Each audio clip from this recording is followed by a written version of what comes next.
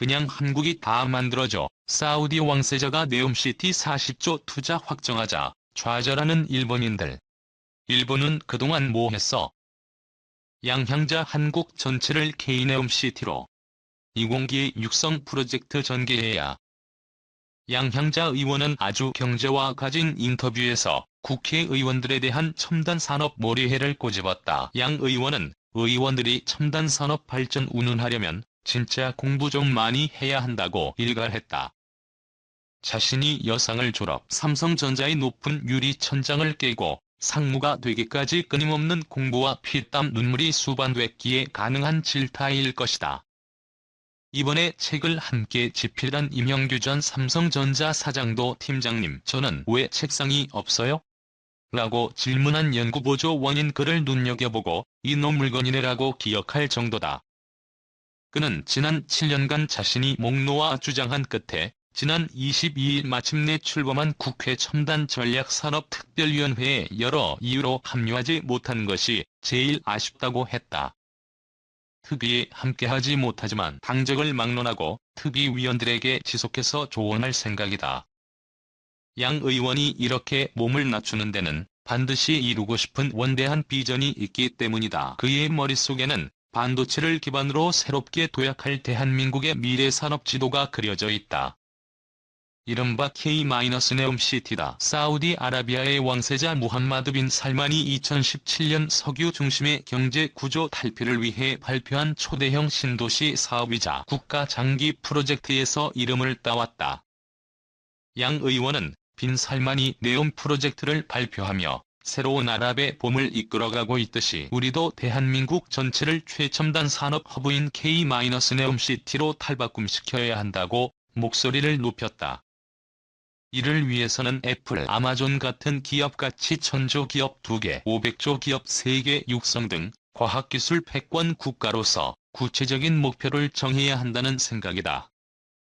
또 전국 단위로 10년, 20년 이상을 내다본 지역별 산업 육성을 계획해 특화단지 지정, 인재 육성, 전력, 용수 인프라 지원까지 포함한 그랜드 플랜을 세워야 한다고 강조했다.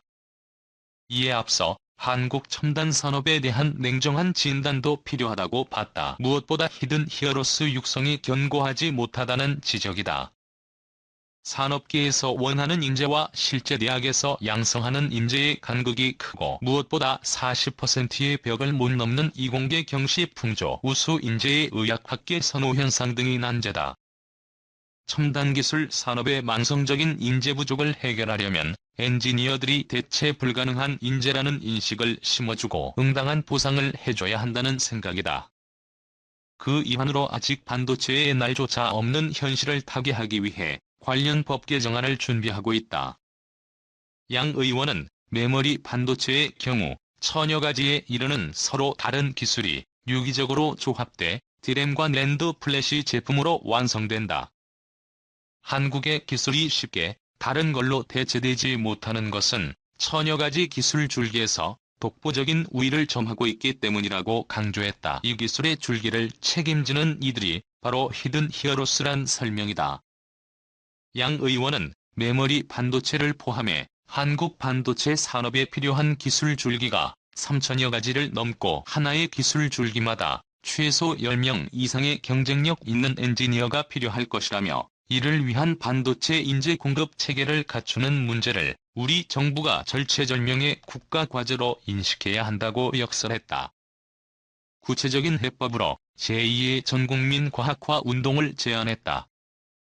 양 의원은 1970년대 정부는 전국민 과학화 운동으로 카이스트, 경북대 전자과, 부산대 물리, 전남대 화학 등 거점 대학을 중심으로 이공계 인재 육성을 했다면서 제2차 전국민 과학화 운동을 진행, 지역별 산업 지형에 맞게 국가가 전폭적으로 이공계 인재 육성 프로젝트를 전개해야 한다고 말했다. 양 의원은 현재 대만 TSMC가 세계 시장을 주도하고 있는 파운드리 분야의 기술 패권을 잡기 위해서도 파격적인 국가 전략이 필요하다고 주장했다. 양 의원은 비단 파운드리 기술뿐 아니라 패키징 기술, 설계 IP, 수율 및 품질 관리, 제조 리드 타임, 고객 서비스 프로세스 등 종합적이고 장기적인 안목으로 파운드리 분야 경쟁력을 강화해 나가야 한다고 말했다. 아울러 양 의원은 대기업과 중소기업에 대한 구분도 없애고 그에 따른 지원책 허들도 없애야 한다고 주장했다. 그는 한국은 반도체를 정쟁의 대상으로 대기업 특혜론으로 갈라치며 미래 산업 경쟁력을 약화하고 있다며 반도체는 대기업을 중심으로 한 생태계가 구축돼 있고 국민 경제에 끼치는 영향이 중대한 만큼 초당적인 지원책 마련이 필요한 시점이라고 강조했다. 네옴시티에서 붉은 행성까지 미래도시는 유토피아일까? 지구 상공 400km의 적에도 지름 1.6km 거대한 고리 모양의 우주 구조물이 떠있다. 언뜻 국제우주정거장을 연상시키지만 구조물 내엔 지구에서처럼 나무가 자라는 울창한 정원과 깨끗한 공기가 있다. 상주 인구가 1만 명에 달하는 이곳엔 거의 모든 질병을 치료할 수 있는 첨단 의료 스캐너, 로봇 비서, 태양계 어디든 다닐 수 있는 첨단 우주선 등이 있다. 거대한 핵융합로가 만들어내는 무한 청정에너지가 이 우주 도시를 돌아가게 하는 힘이다. 2013년 개봉한 공상과학 영화 엘리시움에 등장하는 우주 도시의 모습이다. 시대 배경은 앞으로도 130여 년 뒤인 서기 2154년 지구는 폭증한 인구로 자원이 고갈되고 환경이 오염돼 사람이 살기 부적절한 곳이 됐다.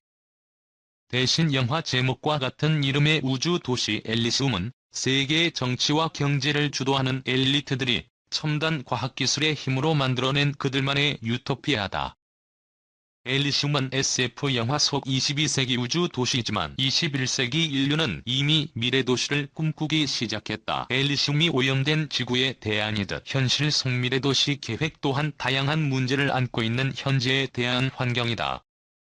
특이점을 향해 치닫기 시작한 21세기 첨단 과학기술이 미래도시를 꿈이 아닌 현실로 만들어내고 있다. 사우디의 미래도시 네옴시티. 중동의 맏형 사우디아라비아가 추진 중인 네옴시티는 혁신과 기술, 지속 가능성을 모토로 내세운 대표적 미래도시다. 2017년 사우디 정부가 처음 발표한 이 프로젝트는 석유 고갈 이후 미래라는 재앙의 대안을 마련하기 위해 계획한 비전 2030의 일환이다. 사우디 북서부 홍해 연안에 자리 잡을 이 도시의 면적은 26,500제곱킬로미터로 우리나라 경상남북도보다 조금 작은 정도다.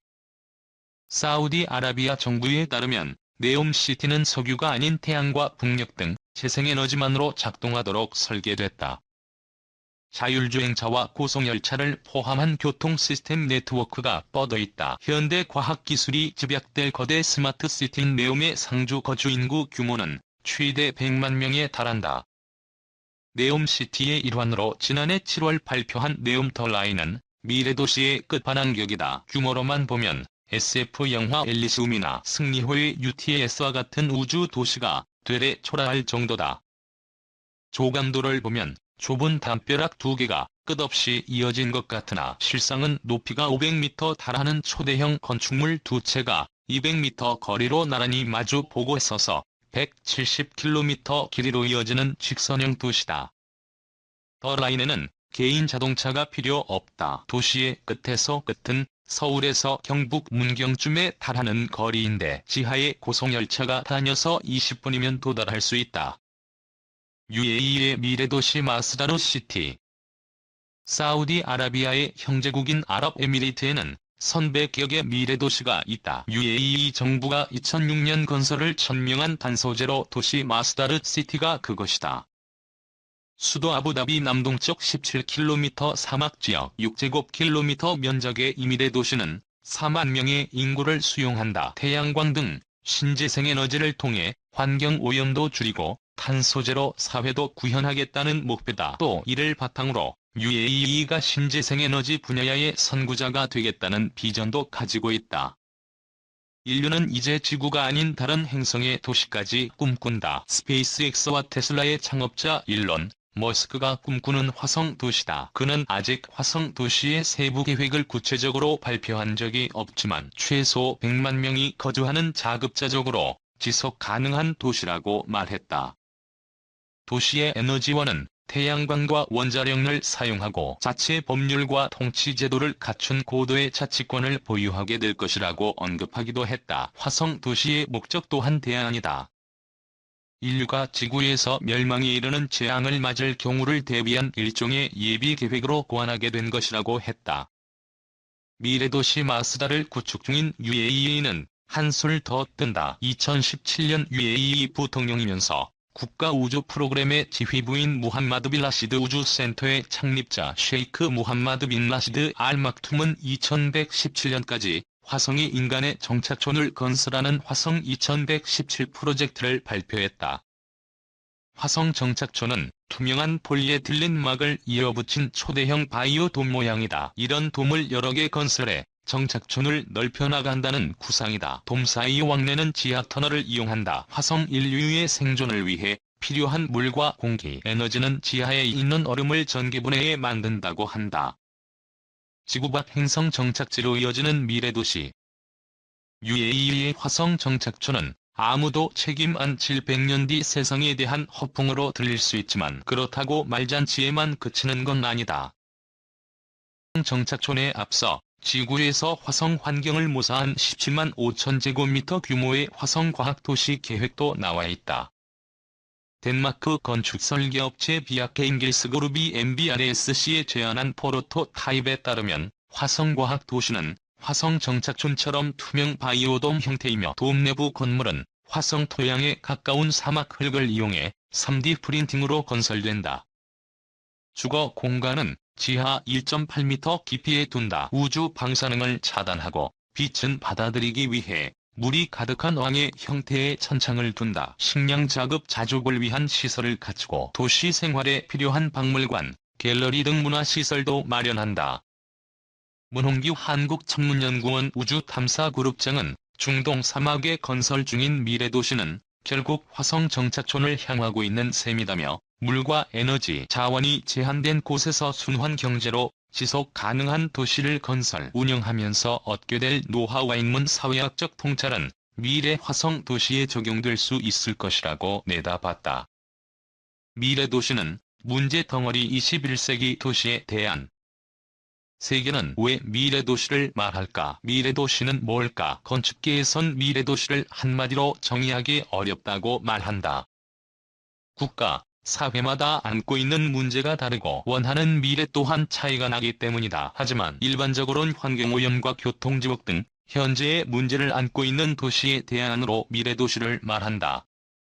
공간을 말하다의 저자 이상호 한밭대 도시공학과 교수는 세계가 미래도시 즉 스마트시티에 열광하는 이유는 현재 도시가 안고 있는 문제를 해결할 대안으로 부상하고 있기 때문이라며 사우디아라비아의 네옴시티, UAE의 마스다르 시티는 석유와 사막으로 대변되는 시한부 도시로 이루어진 중동 국가의 대안이라는 측면에서 같은 의미를 가지고 있다고 말한다. 때문에 깨끗한 공기, 맑은 물, 스마트한 교통, 첨단 통신 네트워크와 같은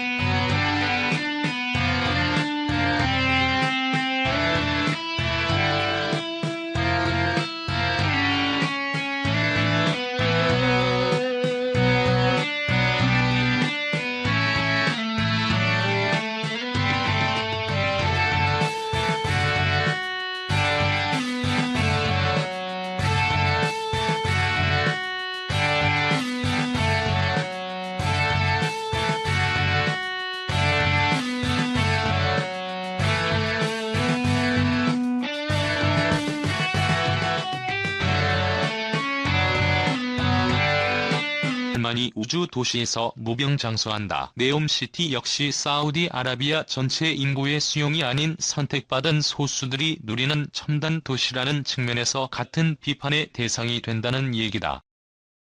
그들만의 유토피아는 안 돼. 광주광역시 총괄건축가인 하민선 전 한양대 교수는 엘리시움이든 네옴시티든 문제는 그들만의 유토피아라는 점이라며 제한된 사람들이 사는 유토피아 밖엔 거대한 디스토피아가 존재한다는 점에서 장밋빛으로 그려놓은 미래 첨단도시는 제거해야 한다고 말했다. 함 교수는 미국 애리조나 어퍼 소레나 사막 한가운데 있는 오래된 미래도시 아르코산티를 대안으로 제시한다. 이탈리아 출신의 건축가인 파울로 솔레리 씨가 설계한 아르코산티는 1970년 첫 삽을 뜬 뒤 지금까지 건설이 진행 중인 세계 최초의 생태환경 도시다. 낮에는 뜨겁고 밤에는 추운 사막기후 속 도시지만 공기의 흐름과 태양의 움직임을 고려해 최소한의 에너지만 필요하도록 만들었다. 직장과 주거가 한 곳에 모여 있어 자동차가 필요 없다. 한 교수는 현대 도시의 대안은 아르코산티와 같은 모델이 여러 곳으로 확산하는 형태가 되어야 한다며 첨단 과학기술이 아닌 적정기술로 현재 모두가 사는 지구촌의 문제를 해결해야 한다고 덧붙였다.